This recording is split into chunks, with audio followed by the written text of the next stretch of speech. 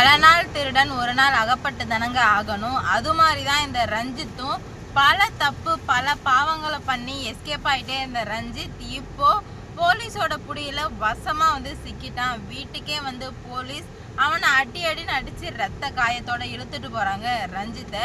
இது எப்படி நடந்துச்சு அப்படின்னு சொல்லிட்டு தாங்க இந்த வீடியோல பார்க்க போறோம்.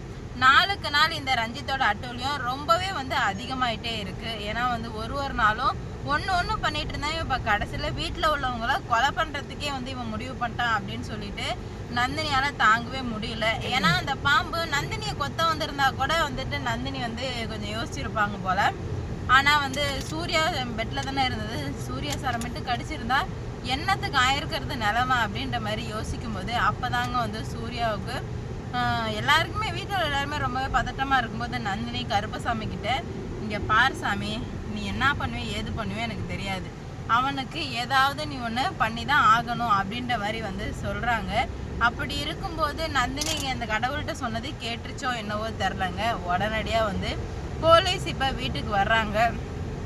வந்ததுமே போலீஸில் என்ன சொல்கிறாங்கன்னா, இந்த மாதிரி படபடப்பாக ஒரு 4-5 வண்டி வருது. எப்போதும் இந்த வீட்டுக்கு வந்தால் சுந்தரவள்ளி வீட்டுக்கு வந்தால் ஒரு ஜீப் வரும், இல்லை 2 ஜீப் வரும். இப்போ 4-5 வண்டி வரவுமே எல்லாருமே பயந்து போயிட்டாங்க. என்னடா இது திடீர்னு எப்போதும் இல்லாமல் எதுக்காக 4-5 வண்டி வருது அப்படின்னு சொல்லிட்டு பார்த்தா உடனே நாங்கள் கைது பண்ணுறோம் அப்படின்ற மாதிரி சொல்ல, கைது பண்ண யாரை கைது பண்ண போகிறீங்க, என்ன நடந்துச்சுன்னு சொல்ல, கொலையாளி யாருன்னு கண்டுபிடிச்சிட்டோம், அதனால் நாங்கள் கைது பண்ணிட்டு போகிறோம் அப்படின்ற மாதிரி சொல்கிறாங்க. கொலையாளியா என்ன சார் சொல்கிறீங்க, எதுவாக இருந்தாலும் தெளிவாக சொல்லுங்கன்னு சொல்லும்போது அப்போ தான் சொல்கிறாங்க, இந்த மாதிரி அவன் ஒரு டீ டோட்லர், எந்த ஒரு கெட்ட பழக்கமே கிடையாது, ரொம்ப இன்னசென்ட் அப்படின்னு நீங்கள் நினச்சி அமைதியாக இருந்த நாய் தான் இன்னைக்கு இவ்வளோ பெரிய வேலையாக பண்ணி வச்சிருக்கு அப்படின்ற மாதிரி சொல்லவுமே எல்லாருக்குமே தெரிஞ்சிடுது ரஞ்சித் தான் அப்படின்னு சொல்லிட்டு. சுந்தரவள்ளி கேட்குறாங்க, நீங்கள் என் மருமக ரஞ்சித்தை பற்றி பேசுகிறீங்களா அப்படின்னு சொல்லிட்டு.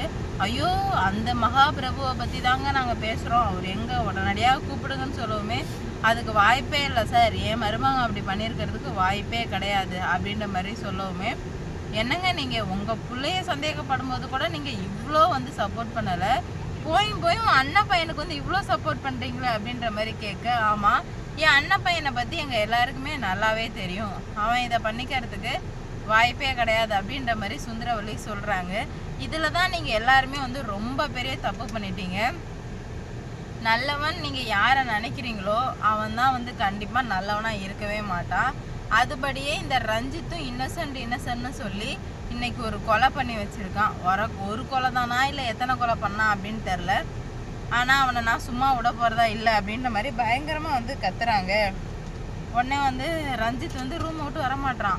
அவனுக்கு தெரிஞ்சிடுது போலீஸ் வண்டிலாம் வரவும். உடனே ரஞ்சித் சொல்கிறான், ரஞ்சித்தை கதவை தட்டி பார்க்குறாங்க.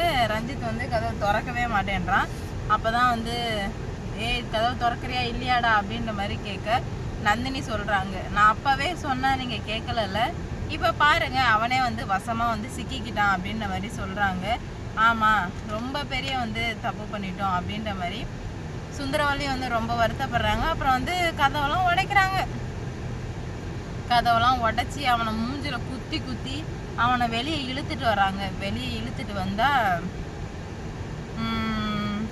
வாடா அப்படின்ற, எதுக்கு சார் என்ன கைது பண்ணுறீங்க, நான் என்ன சார் பண்ணேன் அப்படின்ற மாதிரி கேட்குறாங்க.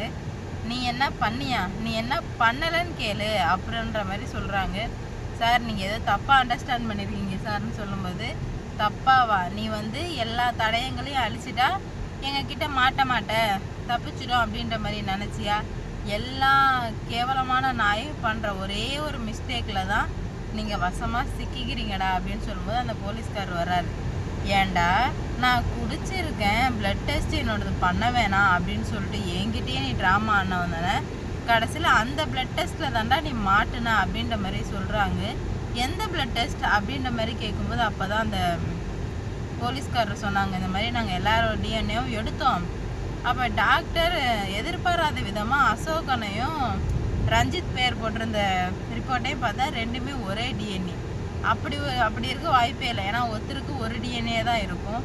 அப்படி இருக்கும்போது இதுக்கு வாய்ப்பே இல்லை அப்படின்ற மாதிரி எங்களுக்கு தெரிஞ்சிருச்சு. இதில் இப்போ அசோகன் குற்றவாளியா ரஞ்சித் குற்றவாளியான்னு சொல்லிட்டு எங்களுக்கு கன்ஃபியூஷனாக இருக்கும்போது அப்போ தான் தெரிய வந்துச்சு இதில் வந்து அசோகன் குற்றவாளியாக இருந்தால் ஏன் அசோகனோட பிளட் டெஸ்ட்டை 2 இதில் கொடுத்துக்க போகிறாரு, அப்போது ரஞ்சித் தான் குற்றவாளி அப்படின்ற மாதிரி நாங்கள் கணிச்சிட்டோம். அப்போ தான் வந்து அப்போ தான் நான் இந்த போலீஸ்காரர் சொன்னார் இந்த மாதிரி, சார் இவன் நேற்றே வந்து என்கிட்ட பிளட் டெஸ்ட்டு கொடுத்துட்டு இந்த மாதிரி நான் குடிச்சிருக்கேன், என்னோடதை வந்து நீங்கள் பிளட் டெஸ்ட் எடுக்க வேணான்னு சொன்னான், அந்த இதுவும் இருக்குது சார்னு சொல்ல, அட பாவமே நீ ஃபஸ்ட்டே அவனை வந்து சந்தேகப்பட்டிருக்கணும், என்னையா போயா அப்படின்னு சொல்லிட்டு அவர் சத்தம் போட்டிருக்காரு. இல்லை சார் அவர் ஒரு டீட்டோட்லர் அப்படின்ற மாதிரி சொன்னாங்க, அதனால தான் வந்து நான் வந்து சந்தேகப்படலை அப்படின்ற மாதிரி சொல்ல, அவங்க பண்ணுற தப்பாக தான் நீ அதே பண்ணியிருக்க, அவனோட பிளட்டை எடுத்துருவான்னு சொல்லிட்டு அவனோட பிளட்டை எடுத்துகிட்டு போகிறாங்க. எடுத்துகிட்டு போயிட்டு லேபில் கொடுத்தா செம ஷாக் எல்லாருக்குமே. ஏன்னா அந்த பிளட்டில் உள்ள டிஎன்ஏவும் அந்த பெண்ணு கையில் உள்ள டிஎன்ஏவும் சேம் டிஎன்ஏன்னு சொல்லிட்டு எங்களுக்கு தெரிய வந்துச்சு அப்படின்ற மாதிரி சொல்லிடுறாங்க. உடனே என்ன பண்ணுறது ஏது பண்ணுறது சொல்லிட்டு தெரியல. அப்போ தான் எல்லாத்தையும் யோசித்து பார்க்கும்போது மொத்த தப்பை இவன் பண்ணி வச்சுருக்கான். இவனை கண்டிப்பாக வந்து நாங்கள் சும்மாவே விட மாட்டோம், இவனுக்கு எவ்வளோ பெரிய தண்டனை கிடைக்கிது மட்டும் பாருங்கன்னு சொல்லும்போது நந்தினி சிரிச்சுக்கிட்டே வந்து, ஏண்டா நீ என்ன வேணால் பண்ணலாம், ஈஸியாக தப்பிச்சிடலாம் அப்படின்ற மாதிரி நினச்சி தானே நீ இவ்வளோ பண்ண, கடைசியில் பார்த்தியா வசமாக சிக்கிக்கிட்ட, இதுக்கு மேலே உன்னால் ஒன்றும் பண்ண முடியாது அப்படின்ற மாதிரி சொல்லும்போது, நந்தினி நான் இப்போ வேணால் தோற்றுருக்கலாம், ஆனால் கூடிய சீக்கிரம் வந்து உன்னை என்ன பண்ணுறேன்னு பாருடி அப்படின்ற மாதிரி சொல்லவுமே, பார்க்கலாம் உன்னால் எவ்வளோ முடியுதோ அவ்வளோ பண்ணு, என்ன முடியுதோ பண்ணிக்கோ அப்படின்ற மாதிரி சொல்கிறாங்க நந்தினி.